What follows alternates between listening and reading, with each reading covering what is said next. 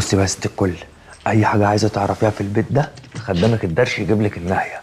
تجسس، مراقبه، خبر حصري، اي حاجه. وايمانات اللي ما بعمل كده عشان الفلوس ولا عشان تحليلي بقي، لا انا بحب كده اصلا. لا لا، انا مش عايزه ولا تجسس ولا عايزه اعرف حاجه عن اي حد في العالم. ماشي، لو غيرت رايك في اي وقت خدامك درش في الخدمه. ثانك يو يا مصطفى. على بالك على حاجه يا نجم.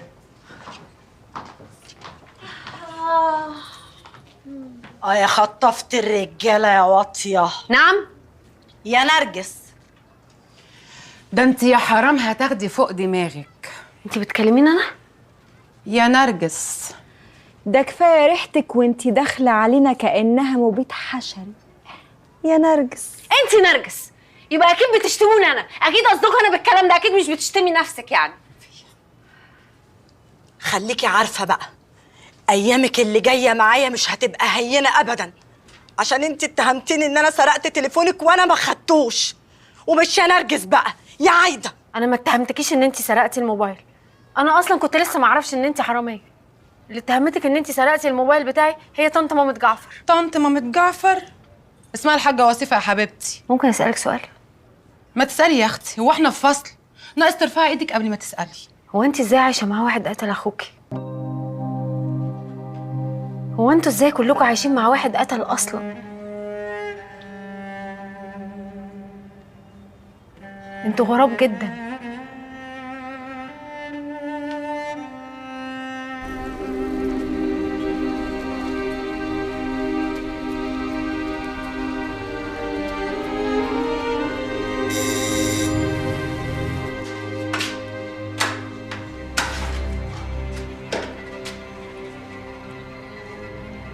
خلاويص لسه. ادخل يا ربيع. ياض اللي لعب في وشك سيجا كده ياض. في ايه تاني يا جعفر؟ يسأل دلوعتك. ما هي الخلفة العار بتجيب لأهلها النعيلة. المحروس ابنك مكاري ربيع عشان يموتني. ديك كام يا ربيع؟ اداني مليون، متفق معاه على 5. يموت جعفر العمدة ب5 مليون مرة واحدة وخلاص، ولا كل ذكرى سنوية دي 5 مليون؟ المحبة بتاعت ربنا بقى. ربيع يفديني بروحه يا حماد. الحمد لله رب العالمين.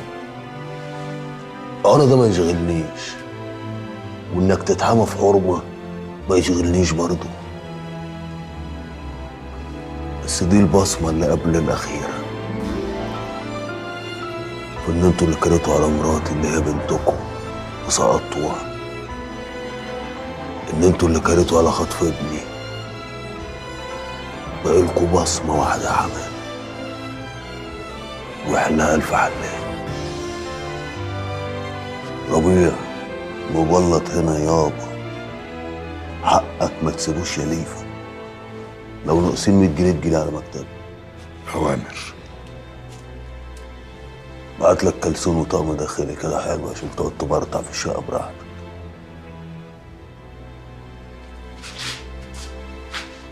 خايف لو انت في حتة في وشك اضربها. ربيع متعملش دوشة في البيت يا ربيع. حاضر يا معلم جعفر. والبيت في حريم. في حريم يا ربيع. فطكوا بعافية.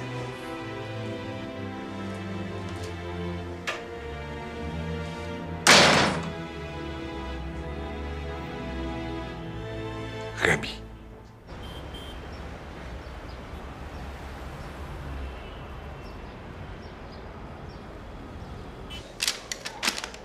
الله، عايده انت ما بتفهميش. قلت لك زودي اليوسفي، برايه بيحبه. يوسفي، هو انت ليه مش مخضوض زيي؟ بقول لك دول عالم غريب جدا.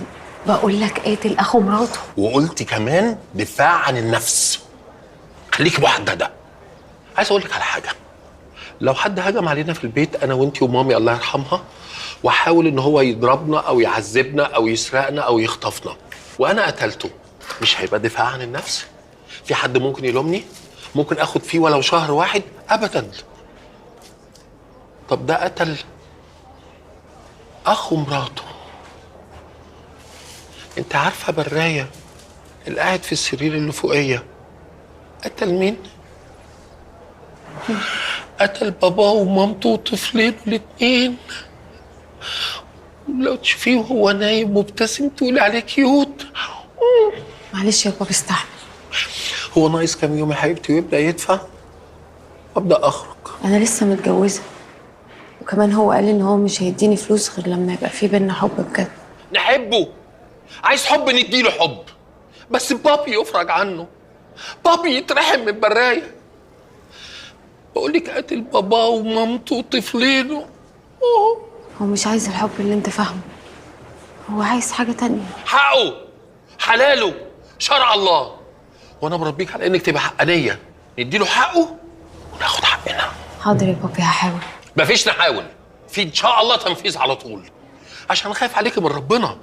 الست اللي تمنع نفسها عن جوزها عايده اسمها ناشد، ناشع، ناشع.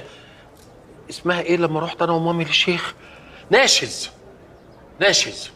ومش انا الاب اللي يرضى ان بنته تبقى ناشز عايده. حاضر يا بابي، هعمل اللي اقدر عليه. عايده انا كنت عايزه افضفض لك بحاجه وجعاني قوي. في ايه؟ حاجه ما ينفعش احكيها غير ليك انت يا حبيبتي. من كام يوم كنت واقف انا واربعه من الزملاء مساجين، وواحد منهم قال نكته. كلنا ضحكنا قوي. الحقيقه النكته كانت حلوه، احنا ما كناش بنجامله يعني. في عز ما احنا بنضحك راح ضاربني حته قلم، والغريب انه ما ضربش اي حد من التانيين وكلهم كانوا بيضحكوا برضه. انا هتجنن هو ضربني ليه؟ عايده من فضلك انجزيني، انا مش قادر. حاضر يا بابي، قلت لك حاضر. ينفع حبيبتي وانت مروحه عشان تنجزيني تعدي على امانات تسيبي لي 5000 جنيه؟ مش عشاني، عشان لو حد من الزملاء حب يقول نكته تاني وانا ضحكت الحق نفسي بسرعه واروح الكانتين اجيب له حاجه بدل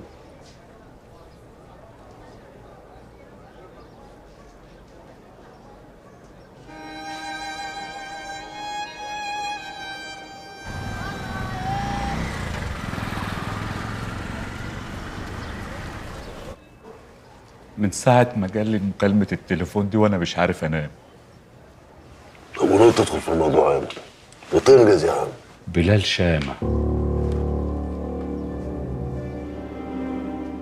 تعرف بلال شامة منين؟ ما هي دي المكالمة اللي ما نيمتنيش طول الليل يا معلم، لغاية ما صليت صلاة استخارة لربنا سبحانه وتعالى وقلت أجيلك. بلال شامة كلمني قبل ما يموت من الكويت. أصله زمان جاب لي عيل صغير وقال لي ربيه. افتكرت ان هو لا ليه اب ولا ام، قلت بس رزق ربنا بعتهولي من السما.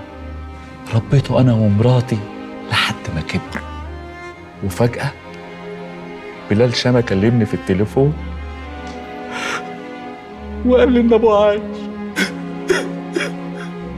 وابوه يبقى انت يا معلم، ومش هيسامح نفسه قبل ما يموت الا لما تعرف ابنك فين ومع مين.